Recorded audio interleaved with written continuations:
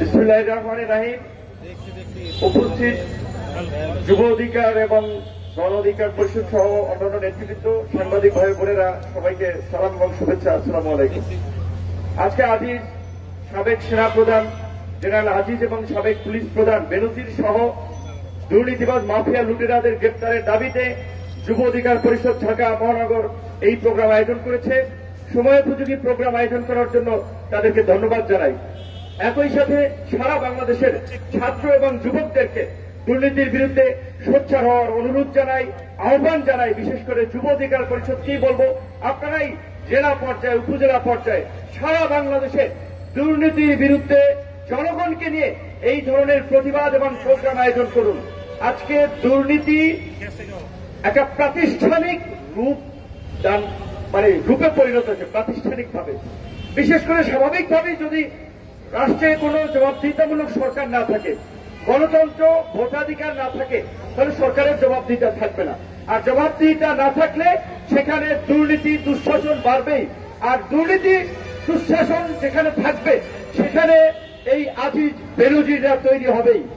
আমার দুঃখ হয় যে ওবায়দুল কাদের কিছুদিন আগে কি নির্লজ্জের মতো কথা বলেছেন যে আজিজ বেনজির সরকারের কেউ না। তাহলে কি আজিজ বেনজির আমাদের লোক, বিএনপি জামাতের লোক? হৃষ্টপুষ্ট করে আজিজকে আপনার বর্ডার গার্ড বিজেপির প্রধান থেকে সেনা প্রধান বানিয়েছেন। আজিজের খুনি ভাইদেরকে রাষ্ট্রপতির ক্ষমায় মুক্ত করেছেন।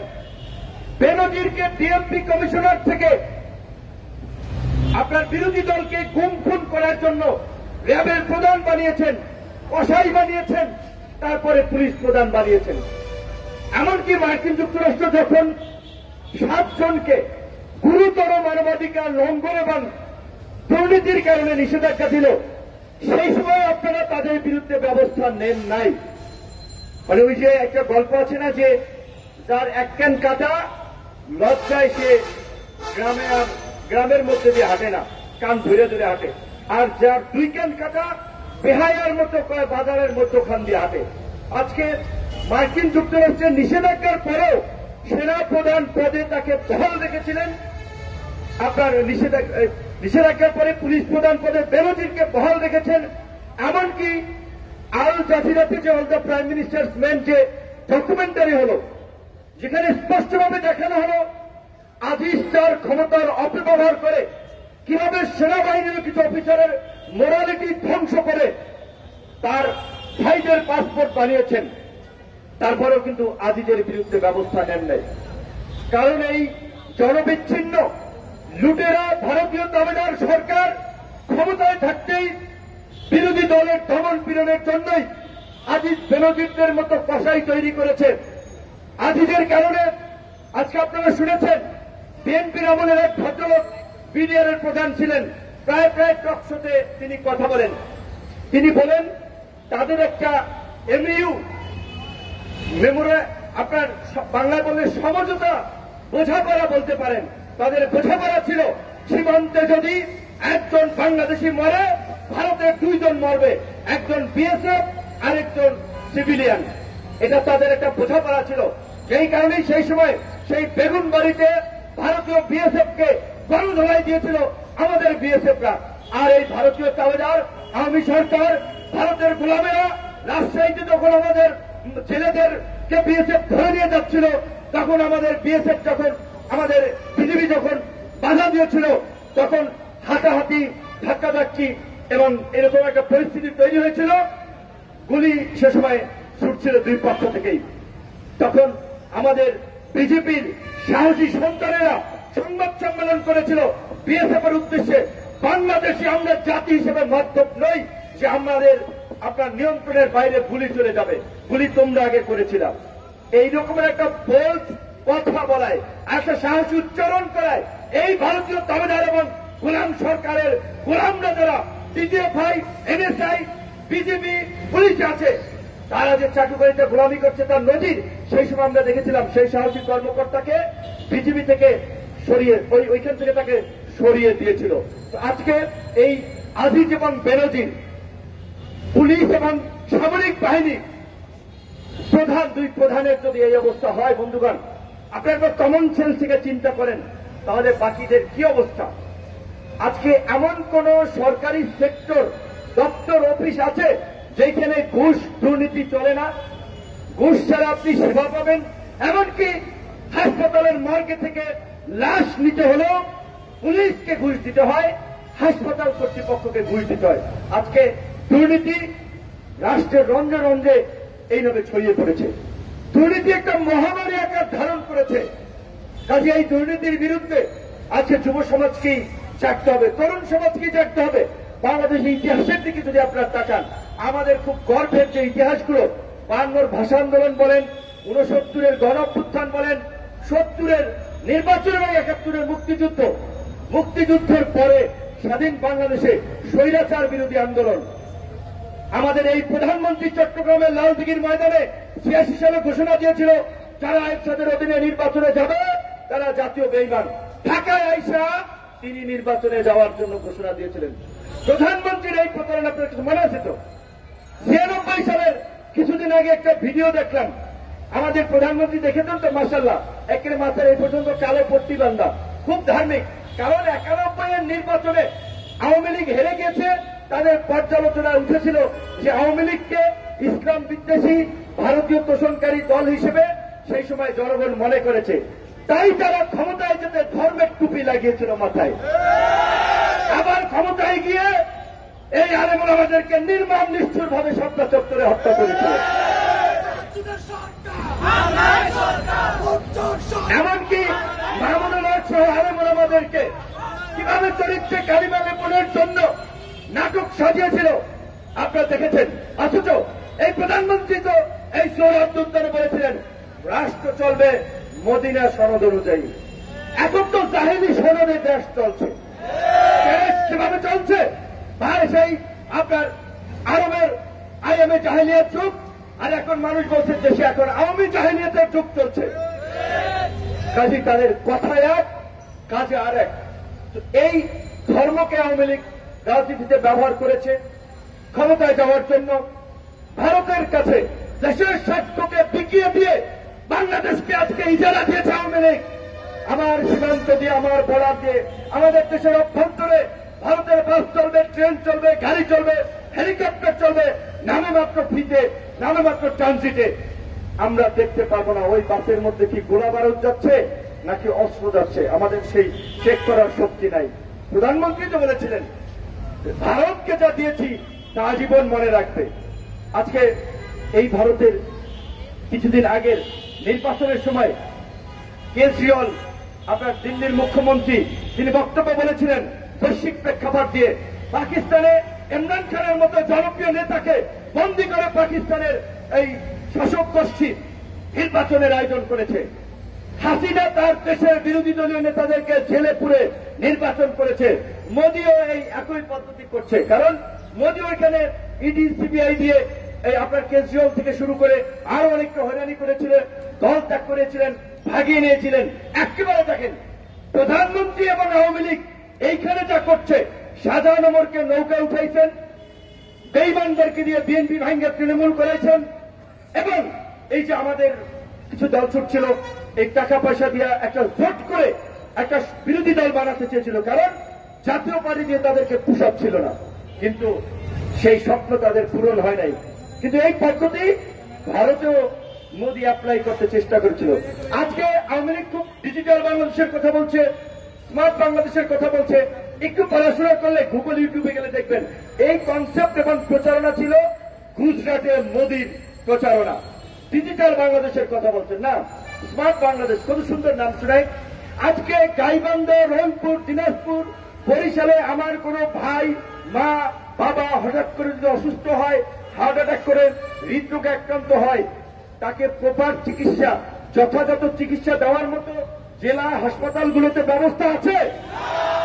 আমরা অসুস্থ হলে চিকিৎসা পাচ্ছি না, চিকিৎসা দেওয়ার মতো ব্যবস্থা জেলা পর্যায়ের হসপিটালগুলোতে নাই। তখন ঘোরার দিবেন স্মার্ট বাংলাদেশ আর ডিজিটাল বাংলাদেশ। আমি ঢাকা বিশ্ববিদ্যালয়ের ছাত্র হিসেবে ঢাকা বিশ্ববিদ্যালয়ের খবর জানি।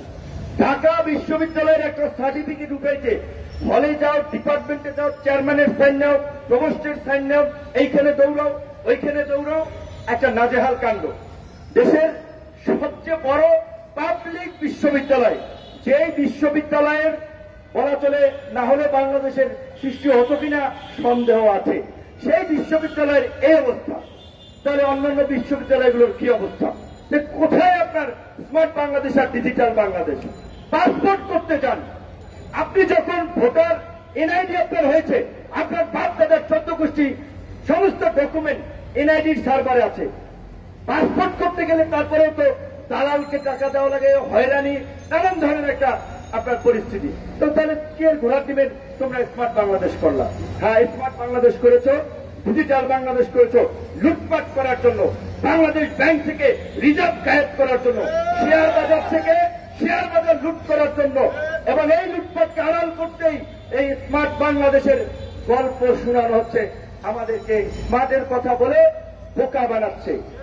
গতকালকে বাজেট দিয়েছে ছাত্রলীগের আমাদের ভাইদের বক্তব্য শুনলাম, তারা অনেকে প্রধানমন্ত্রীকে সমাজ বিজ্ঞানী, রাষ্ট্রবিজ্ঞানী, দার্শনিক বিভিন্ন পদে ভূষিত করেছে। তো এখন দলীয় নেত্রীকে, নেতা নেত্রীকে তো তারা ভূষিত করবেই, সমাজবিজ্ঞানী, রাষ্ট্রবিজ্ঞানী, দার্শনিক, কূটনীতিক, আন্তর্জাতিক, হ্যাং ট্যাং, এমনকি এমনও বলেছে যে শেখ হাসিনার হাতে যতদিন দেশ থাকবে উপমহাদেশ ছাড়িয়ে এশিয়ার সবচেয়ে উন্নত সমৃদ্ধ রাষ্ট্র নাকি হবে। অথচ এশিয়ার মধ্যেও যদি আপনি তুলনা করেন, বাংলাদেশের শিক্ষা ক্ষেত্রে বরাদ্দ সবচেয়ে কম, স্বাস্থ্য খাতে বরাদ্দ সবচেয়ে কম। তো এই যে আমাদের ছাত্রলীগের বন্ধুরা, ছাত্র বন্ধুরা পড়াশোনা করেও তারা গোয়েবলসের মতো সরকারের দালালি করার জন্য, লেজুর ভিত্তি করার জন্য মিথ্যা কথা বলে জাতিকে বিভ্রান্ত করছেন, তরুণ সমাজকে নৈতিকভাবে বিচ্যুত করছেন মিথ্যার ভাবা বেলুন দিয়ে যে এইটা শিক্ষা বান্ধব বাজেট, স্বাস্থ্য বান্ধব বাজেট, কৃষি বান্ধব বাজেট। অনেকদিন ধরে আমাদের সর্বমহলের বুদ্ধিজীবীরা বলে আসছেন বাজেটের ন্যূনতম 20% শিক্ষা খাতে বরাদ্দ দেওয়া উচিত বাংলাদেশের মতো একটা অনুন্নত এবং ওভার পপুলেটেড কান্ট্রির জন্য। এখন পর্যন্ত 53 বছরের ইতিহাসেও শিক্ষা খাতে বাজেট 12% ছাড়াইতে পারে নাই। গতবার ছিল 11.57, এইবার করেছে 11.88। তারপরে এই বাজেটে আপনি রিক্সা চালাইবেন, ব্যবসা করবেন, আপনার বাবা ভাই বাইরের দেশে ওই গরুর বুকে আপনার রোদে ঘামে বৃষ্টিতে ভিজে পয়সা ইনকাম করবে, দেশে পাঠাইবেন। এই বৈধ টাকা যদি ব্যাংকেও রাখেন, সম্পদও করেন, আপনাকে কর দিতে হবে। সেই করের মাত্রা সর্বোচ্চ সম্পদের ভেদে 30% পর্যন্ত। আর যারা সালমানের রহমানের মতো ব্যাংক ডাকাতি করবে, শেয়ার বাজার লুট করবে, ইসলামের মতো লুট করবে, কালো টাকা বানাবে, আজিজ বেনজির হবে, আজিজ বেনজিরের মতো সারা দেশে সম্পদের পাহাড় করবে, তাদের জন্য সরকার সুযোগ দিয়েছে যে ওরা পরিশ্রম করে, রক্ত পানি করে টাকা ইনকাম করে, এই জন্য ওরা গাদা, ওদের উপরে কর 30%। তোমরা চুরি চামারি করবা, গণভবনে কিছু পাঠাবা, এই বিভিন্ন বাহিনীর প্রধানদেরকে কিছু দিবা, তোমাদের জন্য কর কত? 15%। এই সরকার চোরকে প্রোটেকশন দেওয়ার জন্য, অবৈধ লুটেরাদের সুযোগ দেওয়ার জন্য এই কালো টাকা সাদা করার নামে মাত্র মূল্য 15% করে এটা সুযোগ দিয়েছে। এই সরকার ক্ষমতায় থাকার জন্য সংবিধানকে কেটে ছিঁড়ে এটা গণবিরোধী সংবিধানে পরিণত করেছে। এই বাজেট একটা লাইনে বললে আমরা বলতে পারি এই বাজেট ঘুষ দুর্নীতিকে উৎসাহিত করার সংবিধান বিরোধী বাজেট। সংবিধানের 20 নম্বর অনুচ্ছেদে আছে অনুপার্জিত কোন সম্পদ কেউ ভোগ করতে পারবে না। তাহলে এই যে 15% ঘুষ দিয়ে, আপনার কর দিয়ে, ভ্যাট দিয়ে, ট্যাক্স দিয়ে কালো টাকা দিয়ে সাদা করার সুযোগ দেওয়া হলো, তাহলে বাজেট দিয়েছেন অর্থমন্ত্রী এবং সরকার সংবিধানের বিরুদ্ধে গিয়ে বাজেট দিয়েছেন। এই সরকার সংবিধানের কথা বলছেন, ওই কারণে বলে একটা গল্প শুনেছেন না যে একজন মাথায় টুপিওয়ালা ব্যক্তি বৃষ্টি দিয়ে যাচ্ছে ভিজে ভিজে, আর একজন সাধারণ পাবলিক ছাতা নিয়ে যাচ্ছে। পরে এই টুপিওয়ালা পাবলিক, আমরা স্বাভাবিকভাবে একটু নামাজ, একটু হুজুর দেখলে তাদের প্রতি আমরা একটু পজিটিভ দৃষ্টিভঙ্গি রাখি। তো সে বলছে, ভাই আপনি কি বেকুব নাকি? আল্লাহর রহমত থেকে বঞ্চিত হচ্ছেন কেন? বৃষ্টির ছাতা দিচ্ছেন কেন? আল্লাহ বৃষ্টি দিতে আপনি ছাতা ব্যবহার করতেছেন কেন? তো সে আপনার পরে ছাতাটা ফালাই দিচ্ছে, সেইটা আল্লাহর রহমত ভিজে যাইতেছে। পরে আবার দেখে যে পিছনে তাকাইয়া যে বলছে সে ছাতিটা ব্যবহার করতেছে। এই সরকার প্রতারণা এবং এই কালো টাকা সাদা করার সুযোগ দিয়ে মূলত আলটিমেটলি দুর্নীতিবাজদেরকে একটা অসম্ভব রকমের সুযোগ দিচ্ছে। স্মার্ট বাংলাদেশের কথা বলে জনগণকে একটা ধোঁকাবাজি দিয়ে লুটপাটের রাস্তা তৈরি করছে। এই বাজেটের কিংবা যে কোনো ক্ষেত্রে সংবিধানকে সরকার একটা দোহাই দেয়। সংবিধান আছে, নির্বাচন নিয়ে বলেছে না এক চুল পরিমাণে মারা যাবে না। আর এই যে দেখেন তাদের একটা বাজেট করতে গিয়ে সংবিধানকে তুড়ি মেরে সাইডে ফেলে দিচ্ছে। বিভিন্ন কার্যক্রমে তারা সংবিধানকে তোয়াক্কা করছিল হুজুরের মতো, যখন মানে ওই ভদ্রলোকের মতো, হুজুর তো না, এটা সাধারণ পাবলিক, যে বৃষ্টির সময় লোকজনকে বিভ্রান্ত করে তার ছাতাটা নেওয়ার জন্য ওই কথা বলছে আর পরে সে ব্যবহার করতেছে। তো বাজেটের ক্ষেত্রে তারা সংবিধানকে ফেলে দিচ্ছে, নির্বাচনে তাদের ক্ষমতা থাকতে হবে, তখন সংবিধানকে ব্যবহার করছে। আমি আপনাদেরকে বিশেষ করে যেটি বলছিলাম যে 52, 69, 71, 90 সমস্ত ইতিহাসের আন্দোলন সংগ্রামের ছাত্র যুবক তরুণরাই রাজপথে বুক চিতিয়ে দাঁড়িয়েছে, তরুণরাই রক্ত ঢেলেছে, তরুণরাই সংগ্রাম করেছে। আজকের এই জাতিবাদ বিরোধী আন্দোলনেও তরুণদেরকেই রাজপথে নামতে হবে, তরুণদেরকেই রাজপথে ঢেউ তুলতে হবে। তরুণরা যুবকরা আগাইয়ে না আসা পর্যন্ত এই জাতিবাদের পতন হবে না। যুব অধিকার পরিষদকে, ছাত্র অধিকার পরিষদকে, এই গণ অধিকারী তারুণ্য নির্ভর সংগঠন, তাদেরকে বলবো এই দুর্নীতি এবং দুঃশাসনের বিরুদ্ধে সারা দেশের মানুষকে সংগঠিত করুন। আজকে রিকশাওয়ালা ভাইরা মিছিল করেছে, এই বাজেটে নাকি চালের দাম কমবে, তেলের দাম কমবে, চিনির দাম কমবে। আলামত কিছু দেখতেছেন? এর আগে 3টে না 4টা পণ্যের দাম সরকার নির্ধারণ করে দিয়েছিল, আলু, পেঁয়াজ, তারপরে আরো কয়েকটা, ডিমের দামও। যেই দিন বাইধা দেশে তার পরের দিন এক এক বাজারে এক এক রকম ভাবে বিক্রি হচ্ছে।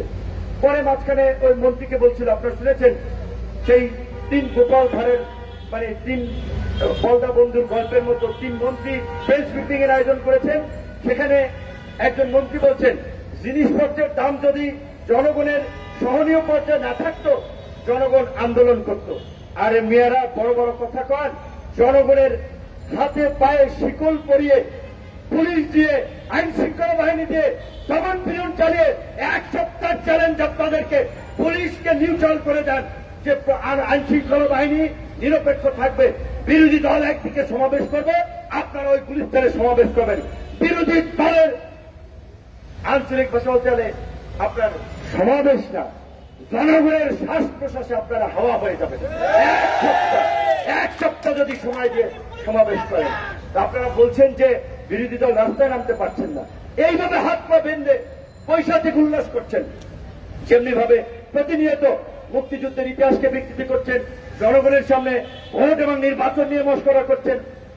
মোদী ভারতে এত কিছুর পরেও একটা বড় ডেমোক্রেটিক কান্ট্রি, নির্বাচন হয়েছে, নির্বাচনকে তারা, জনগণের ভোটকে তারা বাতিল করতে পারে নাই, ঠেকাইতে পারে নাই। পাকিস্তানেও নির্বাচন ইমরান খানের নেতা কর্মীরা ভোটের মাধ্যমে জনরায় দেখিয়েছে। আজকে আমাদের দেশে ভোটের ন্যূনতম সেই ব্যবস্থাটা নাই। স্থানীয় নির্বাচন করছে এখন দলীয় প্রতীক উঠাই দিয়ে। বললে বলবে ভাই একটা রাজনৈতিক দলের সভাপতি, আপনারা একটু ভালোভাবে বক্তব্য দেবেন, সব কথা আপনাদের মুখে আসে না। মানে মন যা চায় এই সমস্ত পাগলগুলোর গ্রামের ভাষাকে গালানি দিতে। কারণ তারা যখন এই দলীয় প্রতীকে স্থানীয় নির্বাচন করে, তখন আমরা বলেছিলাম স্থানীয় নির্বাচনে দলীয় প্রতীক দিয়ে আল্লাহর হস্তে মারামারি, কাটাকাটি, হানাহানিকে গ্রাম পর্যায়ে নিয়েন না। ইউনিয়ন পরিষদের চেয়ারম্যান, আমি কাউকে অবজ্ঞা করছি না, অসম্মান করছি না, অনেক 5 পাস, 2 পাস, 3 পাস অনেকে ইউনিয়ন পরিষদের চেয়ারম্যান হচ্ছে। তাদের যে দাপট, পুলিশের ওসিকনের সময় পাত্তা দেন, আরে আমি শেখ হাসিনার লোক, নৌকার প্রার্থী দেখেছেন না নির্বাচনের সময়। তো এখন কেন সেই স্থানীয় নির্বাচনে দলীয় প্রতীক তুলে দিচ্ছেন? এত শখ করে করলেন, এখন তুলে দিচ্ছেন কেন? এখন তুলে দিচ্ছেন দেখছেন নিজের লোকেরা নিজেদের মাথা ফাড়াইতেছে। এই গত পরশুদিন ব্রাহ্মণবাড়িয়ায় এই নির্বাচনকে কেন্দ্র করে ছাত্রলীগ আরেক ছাত্রলীগকে মাইরেই ফেলাইছে, গাজীপুরের কালিয়াপুরেও কিছু আগে দেখলাম ছাত্রলীগ আরেক ছাত্রলীগকে বাইরে ফেলাইছে। এখন নিজেরা নিজেদেরকে কুপাইয়া মারতেছে, পিটাইয়া মারতেছে, গুলি করে মারতেছে। এই নির্বাচনের কাউল গ্রাম পর্যায় পর্যন্ত পৌঁছে দিয়েছেন নৌকা দিয়ে। কেন স্থানীয় নির্বাচনে নৌকা দিয়েছেন আর এখন দিচ্ছেন না? নূহ নবীর নৌকার কথা বলেন। নৌকা এখন এমন ঘৃণার প্রতীকে পরিণত হয়েছে যে বঙ্গবন্ধু শেখ মুজিবুর রহমান যেভাবে আওয়ামী লীগের নেতা কর্মীদের সেই সময় উৎপাতে অত্যাচার নির্যাতন ব্যাংক লুট করে আরেকজনের বউ নিয়ে যায়, ধর্ষণ করে, সম্পদ লুট করে, মানুষকে পিটায়, জাসদের নেতা কর্মীদেরকে গুলি করে মারেন। এই অবস্থা যখন আওয়ামী লীগের বিরুদ্ধে মানুষের তীব্র ঘৃণা ক্ষোভ তৈরি হয়েছিল, ৭৫ আমাদের মহান নেতা বঙ্গবন্ধু শেখ মুজিবুর রহমান বুঝছেন এই যে এখন পয়সা গেছে আওয়ামী লীগ বিলুপ্ত করে বাকশাল করেছিলেন। আজকে তার কন্যা একই পথে একই স্ট্র্যাটেজিতে নৌকা বিলুপ্ত করে এখন নৌকা ভাবদিয়া স্থানীয় নির্বাচন উন্মুক্ত করে দিচ্ছেন। করছেন ভালো, আর একটা ভালো কাজ করেন। দয়া করে ক্ষমতা আছেন, পার্লামেন্টে আছেন, এখনো এই বিল পাস করুন, স্থানীয় নির্বাচন উন্মুক্ত থাকবে। এই ঢাকার সিটি কর্পোরেশনকে 2টা ভাগ করেছেন ক্ষমতায় থাকার জন্য, ক্ষমতার ভোগ করার জন্য, টাকা পয়সা কামানোর জন্য, দলীয় নেতা কর্মীদেরকে লুটপাটের বাগান তৈরি করে দিতে আজকে বাংলাদেশকে এখন একটি ব্যর্থ অকার্যকর রাষ্ট্র পরিণত করতে যাচ্ছে। ব্যাংকিং ব্যবস্থা ধোঁকা করে ফেলেছে, ব্যাংকে লোকজন টাকা রাখতেছে না। সেদিন আমাকে এক ভাই বলছে ইসলামী ব্যাংকের, আমার একটা ব্যাংকে অ্যাকাউন্ট আছে, শুধু ইসলামী ব্যাংক আর বিকাশ অনলাইনে একটা। ইসলামী ব্যাংকের একজন বলছে ভাই বেশি টাকা পয়সা থাকলে উঠে ফেলায়, যে কোনো সময় ব্যাংক জয় বাংলা হয়ে যেতে পারে, মানে ভ্যানিশ হয়ে যেতে পারে। অথচ এই ইসলামী ব্যাংক ছিল প্রাইভেট ব্যাংকগুলোর মধ্যে সবচেয়ে লাভজনক ব্যাংক। সেই ব্যাংকটাকে, শুধু সেই ব্যাংকটা, ম্যাক্সিমাম ব্যাংকের অবস্থায় কারা করেছে? ওবায়দুল কাদের বলেছেন আমরা দুর্নীতির বিরুদ্ধে ব্যবস্থা নেই, আমরা শক্ত লাইনে। শেয়ার বাজার লুটের অভিযোগে স্পষ্ট সালমানের প্রমাণের নাম এসেছিল। সেই সালমানের প্রমাণের বিরুদ্ধে কি ব্যবস্থা নিয়েছেন? বরং সালমানের প্রমাণকে প্রধানমন্ত্রীর বেসরকারি বিনিয়োগ বিষয়ক উপদেষ্টা বানিয়েছিলেন। বেসিক ব্যাংক কেলেঙ্কারি, ব্যাংকের সবচেয়ে আলোচিত একটা ঘটনা, আব্দুল হাই বাচ্চুর বিরুদ্ধে কি ব্যবস্থা নিয়েছেন? জনতা ব্যাংক থেকে সোনালী, রূপালী, আজকে ব্যাংকগুলোর বাজেট দিয়েছে। একই দিন একটা নিউজ হয়েছিল যে ঋণ খেলাপির সর্বোচ্চ রেকর্ড বাংলাদেশের ইতিহাসে।